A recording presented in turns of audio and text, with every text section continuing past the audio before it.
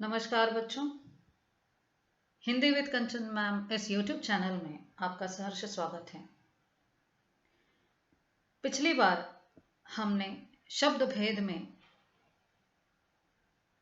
संज्ञा यह शब्द भेद देखा।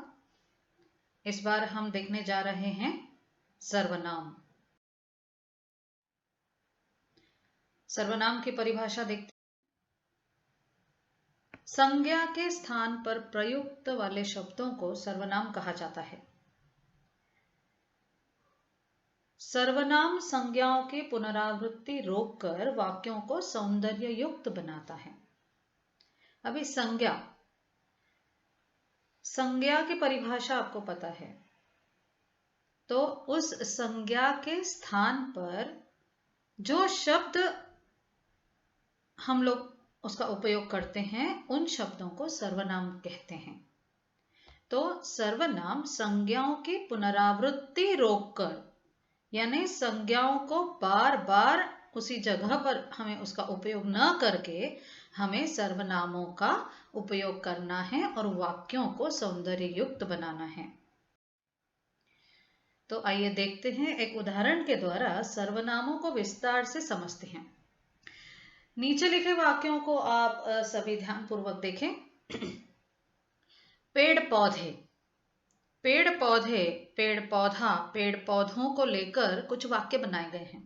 जैसे पेड़ पौधे प्रकाश संश्लेषण की क्रिया के दरमियान ऑक्सीजन मुक्त करते हैं। पेड़ पौधे पर्यावरण को संतुलित बनाए रखते हैं। पेड़ पौधे विभिन्न जीवों को आश्रय प्रदान करते हैं।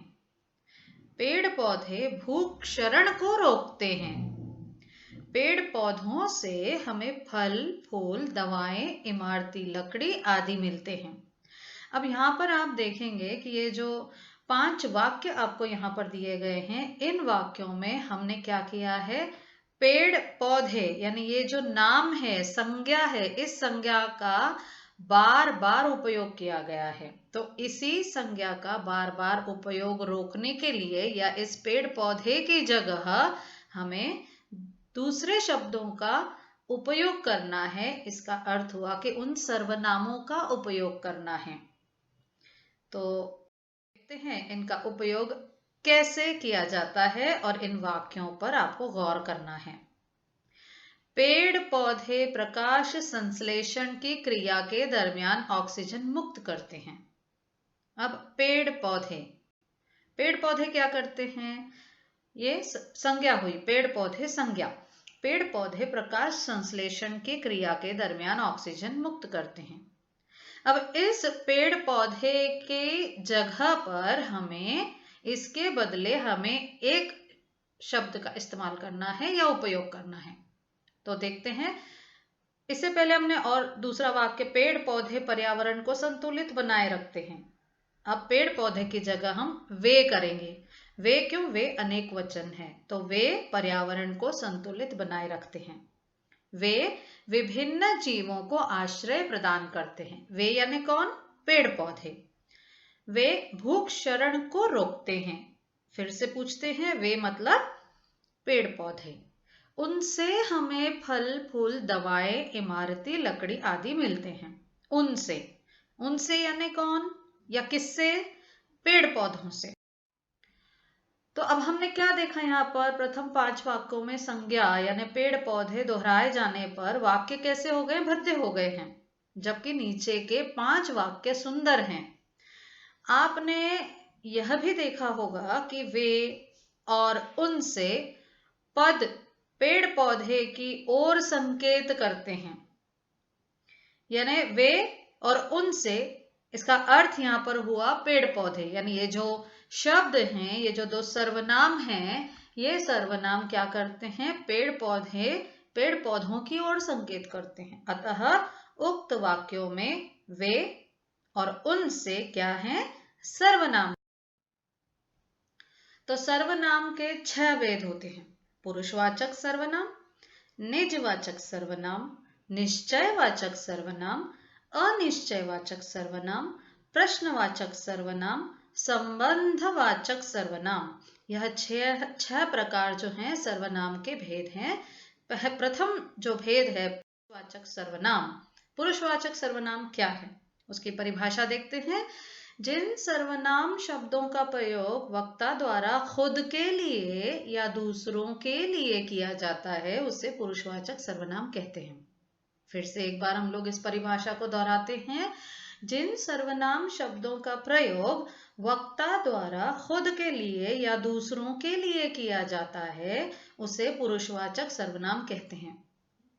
जैसे उदाहरणार्थ, मैं, हम, वक्ता द्वारा खुद के लिए, मैं यानी खुद, हम यानी हम सब, तुम और आप ये किसके लिए, सुनने वाले के लिए, और यह, वह, ये, वे किसी और के बारे में बात करने के लिए इनका उपयोग किया जाता है। फिर से एक बार आपको समझाते हैं। मैं, हम, ये जो शब्द हैं ये सर्वनाम है। हम अभी इसे शब्द न कहकर हम इन्हें सर्वनाम कहेंगे। तो मैं, हम, ये जो सर्वनाम है ये किस चीज के लिए या किसके लिए उपयुक्त है, तो ये वक्ता द्वारा खुद के लिए उपयुक्त है। हम खुद की जगह पर मैं और हम का उपयोग करेंगे। तुम और आप किसके लिए है, सुनने वाले के लिए, और यह, वह, वे, ये किसके लिए है, ये किसी और के बारे में बात करने के लिए इन सर्वनामों का उपयोग किया जाता है। इन्हें कहते हैं पुरुषवाचक सर्वनाम। अब हम नीचे लिखे उदाहरणों को देखेंगे।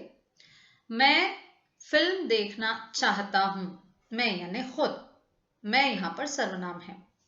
मैं घर जाना चाहती हूं। अब हम एक आपको समझाएंगे कि मैं फिल्म देखना चाहता हूं, इसका अर्थ हम पहले समझेंगे कि मैं किस जगह पर मैं का उपयोग किया गया है। हाँ, तो मैं फिल्म देखना चाहता हूं, मैं किसकी जगह पर या मैं की जगह अगर हम किसी व्यक्ति का नाम लिखें उसे कहते हैं संज्ञा। तो समझो, राजू फिल्म देखना चाहता है, या राजू की जगह पर हमने क्या किया है, मैं का इस्तेमाल किया है। यानी राजू खुद के बारे में कह रहा है कि मैं फिल्म देखना चाहता हूं। मैं घर जाना चाहती हूं, अगर हम मैं की जगह किसी संज्ञा का उपयोग करेंगे तो समझो स्मिता घर जाना चाहती है, तो स्मिता की जगह पर हमने मैं का उपयोग किया है। तो मैं घर जाना चाहती हूँ यानी मैं क्या हुआ, सर्वनाम। आप कहते हैं तो ठीक ही होगा, आप किसी संज्ञा की जगह पर इसका उपयोग किया गया है। तुम जब आए तब तक वह चला गया, यानी ये सुनने वाले को कहा जा रहा है। तुम जब तक आए तब तक वह चला गया। आजकल आप कहाँ रहते हैं, वह पढ़ने में बहुत तेज है। वह यानी किसी के बारे में बताया जा रहा है, वह पढ़ने में बहुत तेज है। राम पढ़ने में बहुत तेज है, तो राम की जगह पर हमने वह का उपयोग किया है और वह एक वचन है, वह पढ़ने में बहुत तेज है। पुरुषवाचक सर्वनाम के तो हम लोग देखते हैं उत्तम पुरुष। जिन शब्दों का प्रयोग बोलने वाला खुद के लिए करता है इसके अंतर्गत आता है मैं, मेरा, मेरे, मेरी, मुझे, मुझको, हम, हमें, हमको, हमारा, हमारे, हमारी आदि आते हैं। यानी ये जो सर्वनाम है ये कहाँ इसका उपयोग किया जाता है, यानी यह प्रयोग किया जाता है तो बोलने वाला खुद के लिए इन सर्वनामों का प्रयोग करता है तो उसे कहा जाता है उत्तम पुरुष सर्वनाम। जैसे मैं फुटबॉल खेलता हूं, हम दो, हमारे दो। अब दूसरा भेद है मध्यम पुरुष। जिन शब्दों का प्रयोग सुनने वाले के लिए किया जाता है, जिन शब्दों का प्रयोग सुनने वाले के लिए किया जाता है, और इसके अंतर्गत कौन से सर्वनाम आते हैं देखते हैं। तू, तुझे, तुझको, तेरा, तेरे, तेरी, तुम, तुम्हें, तुमको, तुम्हारा, तुम्हारे, तुम्हारी, आप आदि आते हैं। उदाहरणार्थ, तुम बहुत अच्छे हो, यानी सुनने वाले के लिए इन शब्दों का प्रयोग किया जाता है, इन सर्वनामों का प्रयोग किया जाता है, तो इसे कहा जाता है मध्यम पुरुष सर्वनाम। तीसरा है अन्य पुरुष सर्वनाम। जिन शब्दों का प्रयोग किसी तीसरे व्यक्ति के बारे में बात करने के लिए होता है, इसके अंतर्गत यह, वह, ये, वे आदि आते हैं। इनमें व्यक्तिवाचक संज्ञा के उदाहरण भी शामिल हैं। अब फिर से एक बार हम अन्य पुरुष की परिभाषा देखते हैं कि जिन शब्दों का प्रयोग, जिन शब्द यानी यह, वह, ये, वे, इन शब्दों का प्रयोग किसी तीसरे व्यक्ति के बारे में बात करने के लिए होता है, उसे कहते हैं अन्य पुरुष सर्वनाम।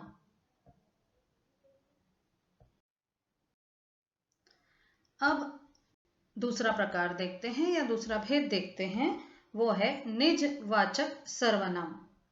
जिन शब्दों का प्रयोग या जिन सर्वनामों का प्रयोग वक्ता किसी चीज को अपने साथ दर्शाने या अपनी बताने के लिए करता है, यानी वह चीज हमारी जब होती है तो उस चीज के लिए जो जिन शब्दों का प्रयोग किया जाता है उसे कहते हैं निजवाचक सर्वनाम। निज यानी अपनी चीज, जिसे हम अंग्रेजी में पोजीशन कहते हैं। तो वो चीज अपनी खुद की बताने के लिए जब उन शब्दों का प्रयोग किया जाता है तो उसे कहते हैं निजवाचक सर्वनाम। निजवाचक सर्वनाम के उदाहरण देखते हैं। मैं अपने कपड़े स्वयं धोता हूँ। अभी यहाँ पर कपड़े किसके? अपने, इसलिए वह हुआ निज, मैं जो हुआ निजवाचक सर्वनाम। मैं वहां अपने आप चला जाऊंगा। मैं, यहाँ पर जब मैं आता है तो वो किसके लिए उपयोग किया गया है? तो अपने आप चला जाऊंगा, यानी मैं खुद चला जाऊंगा, तो इसे कहते हैं निजवाचक सर्वनाम। अब ऊपर दिए गए वाक्यों में वक्ता ने खुद के लिए यानी स्वयं और अपने आप का प्रयोग कामों को खुद से जोड़ने के लिए किया है। यानी जो मैं सर्वनाम का उपयोग किया गया था तो वक्ता ने क्या किया है? अपने खुद के लिए, स्वयं के लिए, अपने आप के लिए उन शब्दों का प्रयोग किया गया है। जहां आप शब्द का प्रयोग श्रोता के लिए हो वहां यह आदर सूचक मध्यम पुरुष होता है, और जहां आप शब्द का प्रयोग अपने लिए हो वहां निजवाचक होता है। तो जहां आप शब्द का प्रयोग श्रोता के लिए हो वहां आदर सूचक मध्यम पुरुष होता है।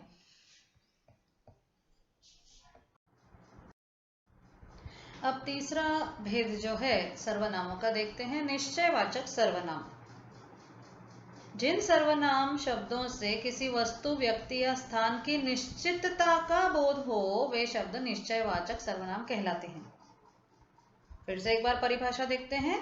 जिन सर्वनाम शब्दों से किसी वस्तु, व्यक्ति या स्थान की निश्चितता का बोध हो वे शब्द निश्चयवाचक सर्वनाम कहलाते हैं। निश्चयवाचक सर्वनाम के उदाहरण देखते हैं। उदाहरणार्थ, यह, वह। यह कार मेरी है, यानी यह कार निश्चित ही मेरी है, तो इसे कहा जाएगा, यह जो है शब्द, यह जो सर्वनाम है इसे निश्चयवाचक सर्वनाम कहा जाएगा। वह मोटर बाइक तुम्हारी है। तुम्हारी यानी किसी और की। वह मोटर बाइक तुम्हारी है, यानी यह निश्चित है कि यह मोटर बाइक तुम्हारी है, उस व्यक्ति की है। ये पुस्तकें मेरी हैं, यानी ये जो पुस्तकें हैं ये सारी मेरी हैं, इसलिए ये क्या हुआ? निश्चयवाचक सर्वनाम। वे मिठाइयाँ हैं। हाँ जी, वे मिठाइयाँ ही हैं। यह एक गाय है, तो गाय को गाय ही कहा जाएगा, यानी वह निश्चित गाय है, इसीलिए इससे यह एक गाय है, यह जो है एक निश्चयवाचक सर्वनाम है। इनका अर्थ यह हुआ कि यह निश्चितता सिद्ध करते हैं ये शब्द, और अवश्य ही यह चीज मेरी है यह बताई जाती है। यह मोटर बाइक जो है यह तुम्हारी है। ये पुस्तकें जो हैं ये मेरी हैं। वे मिठाइयाँ हैं, यानी दृढ़, जिसे विश्वास के साथ कहा जाता है, उसे निश्चयवाचक सर्वनाम कहते हैं। अब चौथा भेद जो है सर्वनाम का, वो है अनिश्चयवाचक। निश्चयवाचक, अनिश्चयवाचक, विलोम शब्द। जिन सर्वनाम शब्दों से वस्तु, व्यक्ति, स्थान आदि की निश्चितता का बोध नहीं होता, वे अनिश्चयवाचक सर्वनाम कहलाते हैं। फिर से एक बार परिभाषा देखते हैं। जिन सर्वनाम शब्दों से वस्तु, व्यक्ति, स्थान आदि की निश्चितता का बोध नहीं होता, वे अनिश्चयवाचक सर्वनाम कहलाते हैं। उदाहरणार्थ, कुछ, कोई। मुझे कुछ खाना है, यह निश्चय नहीं है कि मुझे क्या खाना है, मुझे कुछ खाना है। कुछ में एक से ज्यादा चीजें आ सकती हैं, तो मुझे कुछ खाना है, यानी कोई निश्चितता नहीं है यहाँ पर कि कुछ खाया जाएगा। मेरे खाने में कुछ गिर गया, क्या गिर गया पता नहीं, बट कुछ तो गिरा है, इसीलिए निश्चित नहीं है कि क्या गिरा है। मुझे बाजार से कुछ लाना है, यानी ये निश्चित नहीं है कि मुझे बाजार से कोई कपड़े खरीदने हैं या सब्जी खरीदनी है, बट मुझे बाजार से कुछ लाना है। कोई आ रहा है, कौन आ रहा है यह निश्चित नहीं है, परंतु कोई आ रहा है, यानी यह अनिश्चयवाचक सर्वनाम है। मुझे कोई नजर आ रहा है, दूर से अगर देखा जाएगा, समझो किसी की नजर कमजोर है और इस कमजोरी के कारण कोई दूर से व्यक्ति आ रहा है, या इस व्यक्ति को कोई नजर आ रहा है परंतु दिखाई नहीं दे रहा, तो वो निश्चित व्यक्ति नहीं है, वह राम है या श्याम है, या फिर कोई लड़की है या लड़का है। फिर भी कहा जाता है मुझे कोई नजर आ रहा है, परंतु यहाँ पर कोई का अर्थ हुआ कि कोई निश्चित व्यक्ति या कोई निश्चित चीज या नजर नहीं आ रही, तो इसे कहा जाएगा अनिश्चयवाचक सर्वनाम। अब पांचवा है प्रश्नवाचक सर्वनाम। जिन शब्दों का प्रयोग किसी वस्तु, व्यक्ति आदि के बारे में कोई सवाल पूछने या उसके बारे में जानने के लिए किया जाता है, उन शब्दों को प्रश्नवाचक सर्वनाम कहते हैं। प्रश्न, प्रश्न कहा तो प्रश्न चिन्ह सामने आ जाता है, और प्रश्न चिन्ह सामने कब आता है, जब हम सवाल पूछते हैं। तो जब हम सवाल पूछते हैं, तो ये सवाल पूछने के लिए जिन शब्दों का उपयोग किया जाता है, तो या किसी चीज के बारे में या किसी व्यक्ति के बारे में जानने की कोशिश की जाती है, तो प्रश्नवाचक सर्वनामों का उपयोग किया जाता है। उदाहरणार्थ, कौन, क्या, कब, कहां। पहला वाक्य देखते हैं। देखो तो कौन आया है, आपने क्या खाया, यह सवाल किया जा रहा है। तो कौन, क्या, ये जो दो शब्द हैं, ये हुए प्रश्नवाचक सर्वनाम। अगला है संबंधवाचक सर्वनाम। जिन सर्वनाम शब्दों का प्रयोग किसी वस्तु या व्यक्ति का संबंध बताने के लिए किया जाए, वे शब्द होते हैं संबंधवाचक सर्वनाम, या इन शब्दों को संबंधवाचक सर्वनाम कहते हैं। जिन सर्वनाम शब्दों का प्रयोग किसी वस्तु या व्यक्ति का संबंध बताने के लिए किया जाता है, उन्हें संबंधवाचक सर्वनाम कहते हैं। हाँ, तो उदाहरण देखते हैं संबंधवाचक सर्वनाम के। जो, सो, जैसा, वैसा। पहला वाक्य दिया है, उदाहरणार्थ, जैसी करनी वैसी भरनी। जो सोवेगा सो खोवेगा, जो जागेगा सो पावेगा। जैसा बोओगे वैसा काटोगे। अभी जो सोवेगा सो खोवेगा, जो जागेगा सो पावेगा, यह जो वाक्य है, यह वाक्य एक गाना कहेंगे या कुछ पंक्तियां आपको सुनाना चाहूंगी, उसमें से लिया गया है। उठ जाग मुसाफिर भोर गई, अब रैन कहाँ जो सोवत है। जो सोवत है सो खोवत है, जो जागत है सो पावत है। यानी जो सोवेगा सो खोवेगा, जो जागेगा सो पावेगा। यानी यहाँ पर सोने का संबंध जो है किस चीज से बताया गया, किस बात से बताया गया है, कि जो हमेशा सोता रहता है आलस जिसके जिंदगी में भरा हुआ है वो हमेशा खोता ही जाता है, परंतु जो हमेशा जगता है वो हमेशा पाता ही है। जैसा बोओगे वैसा पाओगे, जैसा बोओगे वैसा काटोगे।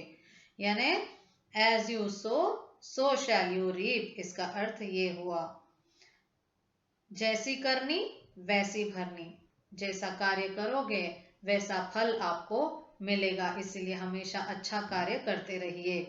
तो ये रहे सर्वनाम के भेद।